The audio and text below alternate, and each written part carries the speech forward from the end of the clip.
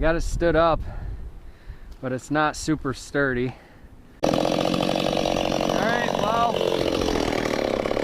sad thing is you probably missed all of that with the backhoe and moving this and getting this stood up. And I just realized that my camera has switched to photo. We're just working on a little project here. Not really sure where I'm going with it.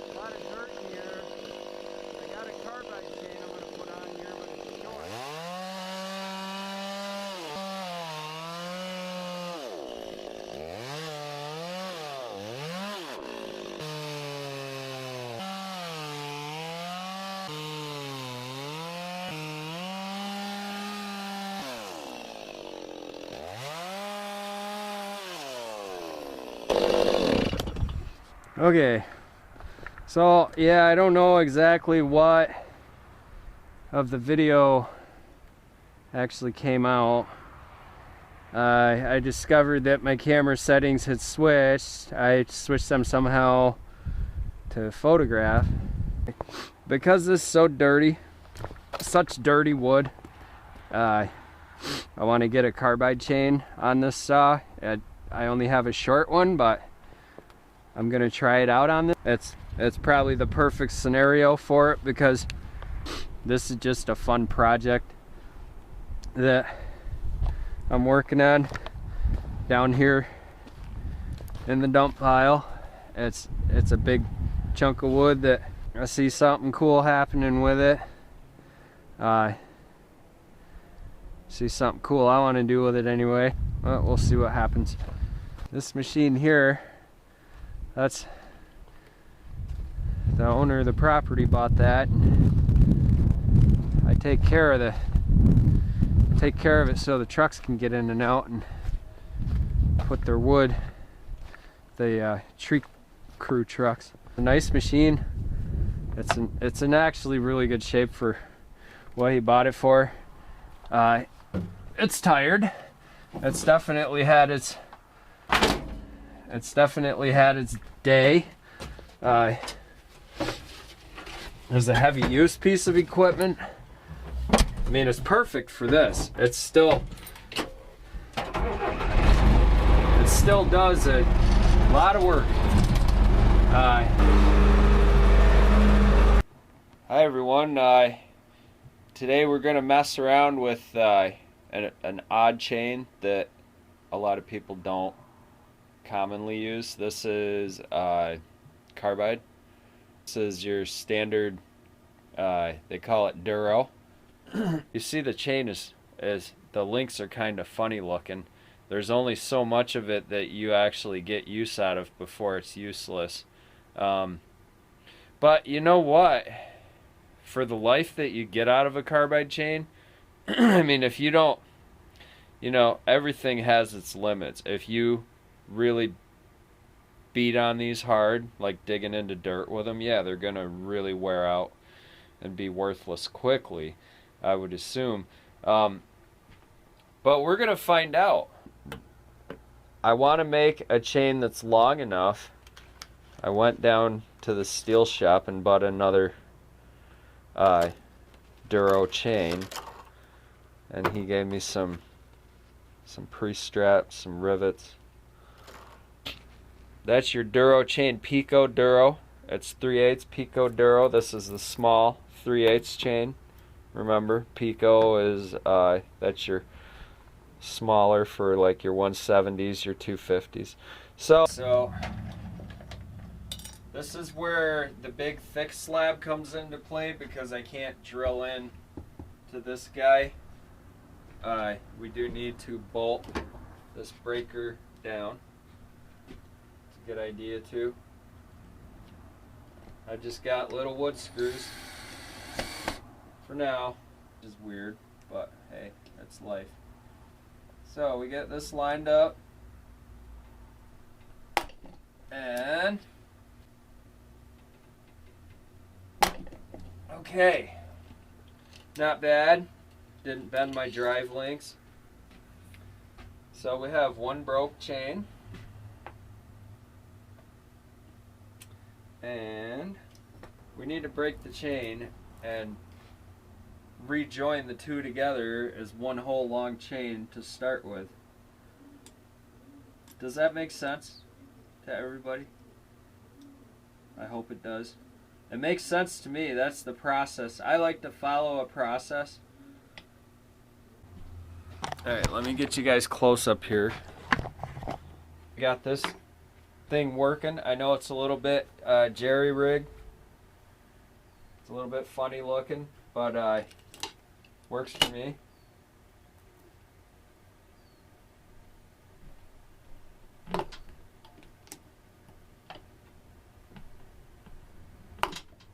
That worked. Okay, so like I said, I have this thing multi-adjustable. I adjust this block, adjust back and forth for your chain, your different size chains, right? You put them in there. Does the same thing. You squeeze this down and you adjust it here. This makes it tighter or looser, right? I'll crank it pretty much all the way down when I'm pushing a rivet. This is your rivet pusher, and this is your rivet spinner. The thing is time goes on, this gets worn, and I'm looking for new ones. They're hard to find. You see it's gotten a little bit looser. I mean, it does the job. It's a really good tool. I've had this tool. I think I paid 50 or 60 bucks for it, like 15 or more years ago. Okay, so I moved operation. I just picked this whole slab up. I can move it wherever when I don't have all the stuff on here. I did rivet one link with my setup. I finally got this set. Now, the cool thing I got, because I need a new block, this block's all worn out, beat up, but I like to have new. So I went to the chainsaw shop today, hung out with the guys. This is a pocket breaker mender. The only thing that you need with this is a hammer. Basically, these punches, that punches your rivet out, and then with your hammer, you can tap it on the end here. You can tap in these middle parts. You can tap your rivet flat. As long as you get that rivet out. We will do a video on this. It's a really cool tool. I was excited when I saw it. I had to have it. So basically at this point, what we are doing is sizing the chain to the saw. And the important thing here that I wanted to make sure that I did, when I didn't mention it yesterday, when I cut the chain, when I cut these two chains, I didn't mention to make sure that you cut a left and then you cut so your back one is a right, or vice versa, a right and a left. Make sure that your links alternate, your teeth on your chain, so you get more even cutting. That's not as important. A lot of times when you rivet, when you put a chain together, you're going to have two links going the same way. It's just how the mathematics works out. A lot of sizes are going to come out where two links are going to be facing the same way where you join them. We get her lined up so that as we wrap that chain, we come over the top, and you just want enough space. I'm going to pull it all the way back so I can get it. Now I need to find my paint marker.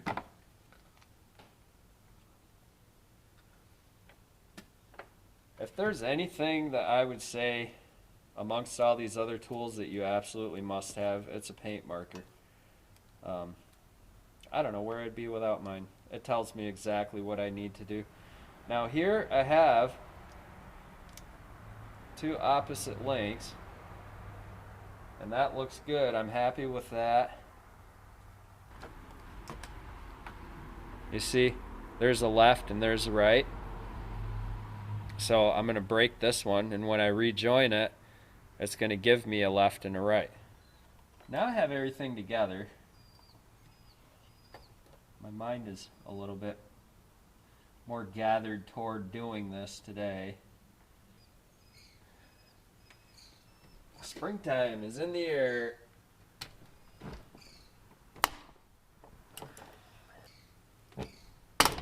This is a double join. This is going to be for two different bars, so I needed to get a length that both bars agree with. Hopefully they will. It's close enough.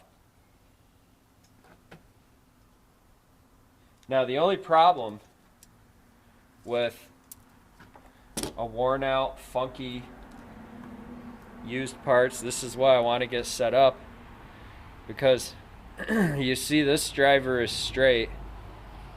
This one here got a bend in it. So, and that's what you don't want to have happen. You don't want your drive link to get bent on the end, because you know as well as I do, what's that going to do ultimately? It's going to pinch. It just saves time. It's easier. I'd rather not kink a link. I'd rather not have to bend it back, because anytime you're doing that, you're not exactly where it was to start with. Once that link is bent, to me it's no good. But like I said, this is a dirty chain. It's going to be going through a lot of abuse and grief. So I don't mind if it runs a little tough. It's not perfect, but I got it back. The other thing, when you go bending them back, you're risking putting burrs here. Any interference, you see how tight that tolerance is, and they're in between the two straps. This is the advantage of having a bench spinner versus the Grandberg. You see, I just throw it in there and I start spinning away and turning. The only thing I don't like this. I don't like this this grippy handle. It doesn't I mean, it kind of hurts. I mean, look at my hand. Those cheapy ones, you could put a socket in there, I bet you could actually fit. Yeah, see, if I were smart, actually there's a square hole in the back of this. The socket fits right in it. But just that amount of convenience right there, a little bit of inventiveness. I don't know if it's done that way for that reason, but it just makes things a lot faster. See, there's one rivet. You want to make sure that your driver still moves inside that rivet, but you want to make sure it's tight. That's about perfect right there. You want to make sure that the profile of the rivet is flat. This is spinning good because it's a brand new spinner, brand new mandrel I just put on there. I have the new pin for pushing the rivets out, which I will put in. So when I get the time or feel like it, I will replace that. And you see here the importance. I have to get bigger bolts to hold this down. I just have wood screws right now. The better that's held down, the easier this is going to be in the long run. But I mean, this is really cool, you know, to have this setup. And see, this one I made too tight. You see, it's kinked. But this is that bent rivet too. So to loosen them up, you want to sit here and kind of try bending the chain without getting a tooth in your hand. The other thing you can do is push in with a scratch.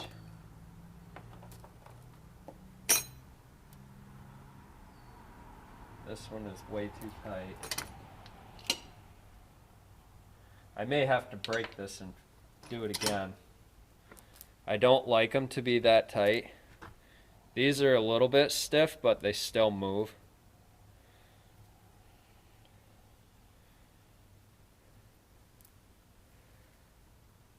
It's this one here, that one's really tight. Sometimes you can hammer them a little bit loose. Sometimes they loosen up on their own. Oh, there, I just got it to move. So see, it's just a matter of working it. You work it a little bit. It's gonna be stiff because that's that bent link. Now I can see it. And that's exactly what's gonna happen. If you bend a drive link by punching the rivet out, when you're punching the rivet out, if that drive link bends, then you're going to have some small issues, but it does travel on the bar smooth. Now through this series, I'm doing a series of videos that's going to be just on the carbide chain. Now you see I got my bench set up so I can put my saw up here. I still want to move my breaker back a little bit more so that I have more room.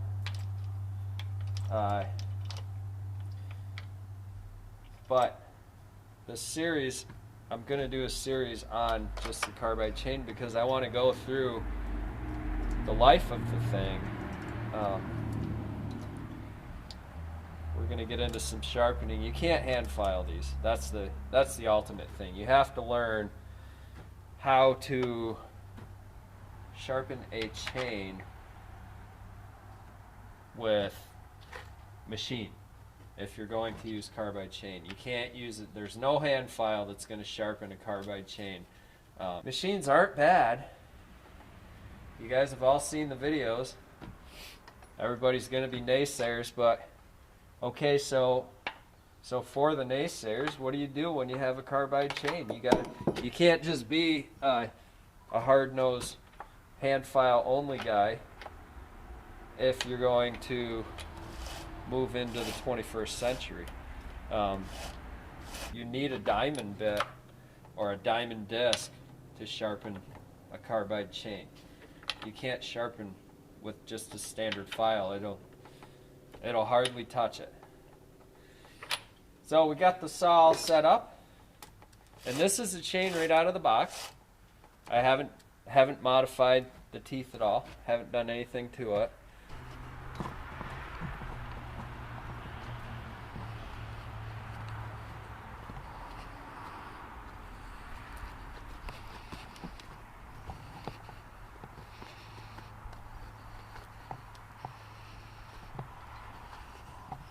Okay, so we're going to give it a little test run if it's got fuel in it. I'm not sure.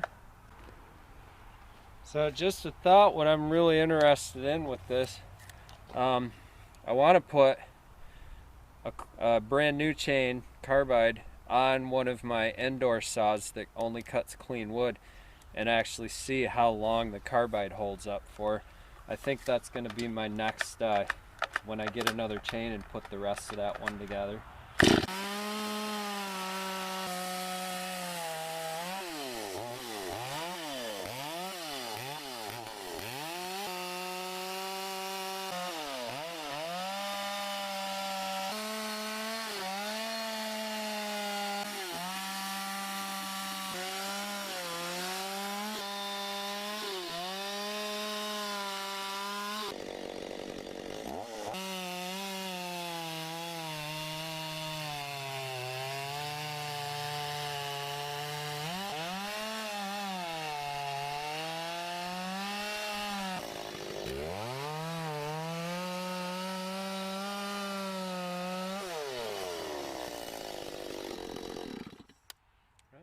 pretty good.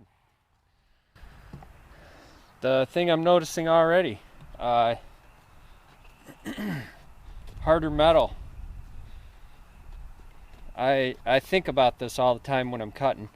We have carbide chisels that we use a lot in stonework, specifically for shaping stone. Harder metal already. Every time that chain hits the wood, man, it just dives right in. Clean. I'm very impressed by, when I thought carbide, I thought, okay, this chain's going to be a little bit jumpy. It's going to be a little bit rougher. It's not going to cut as smooth. But to tell you the truth, it actually cuts smoother, I think. And they're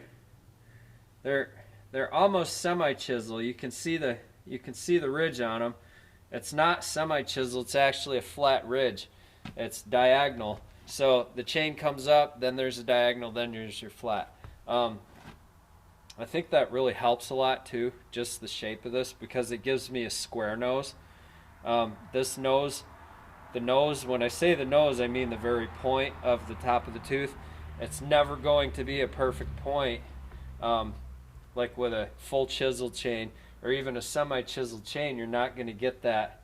With this, what you're getting is you're getting 3 points of convergence.